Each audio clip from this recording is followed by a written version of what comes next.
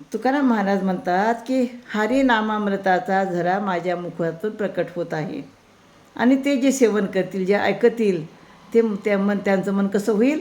तृप्त होईल. म्हणून ते काय म्हणतात? नव्हे ते गुरुत्व मेघवृष्टीवाणी, ऐकावी कानी संत जन, आरुष हा शब्द देवाचा प्रसाद, करविला वाद तैसा केला देह पिंड दान, दिला एक सरे मुळीचे ते खरे, टाक साळ तुका मने झरा, लागला नवनीत सेविलिया हित पोटधाय. तर लोक हो, आम्ही गुरु म्हणून उपदेश न करता मेघवृष्टीप्रमाणे सर्वांना सारखाच उपदेश करत आहोत.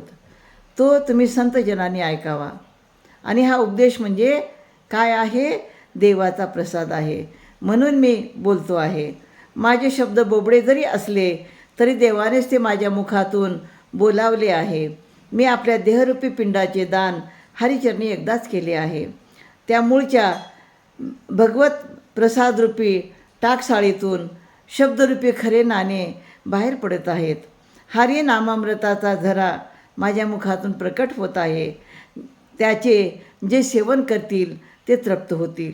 म्हणजे खरं जर पाहिलं तर तुकाराम महाराज जे म्हणतात, ते जे हरिनाम घेतात, जे भजन कीर्तन ऐकतात, अभंग ऐकतात, खरंच ते तृप्त होतात मनाने. आणि आपलं मन अध्यात्मामध्ये राहूनच तृप्त होत असतं.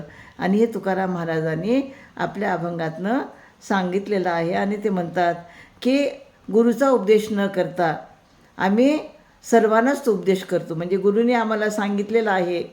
जसं पाऊस पडल्यानंतर सगळीकडे सगळ्यांनाच पावसाचं पाणी मिळत असतं, त्याप्रमाणे आम्ही सर्वांनाच हा उपदेश करत असतो असं सांगतात. रामकृष्ण हरी.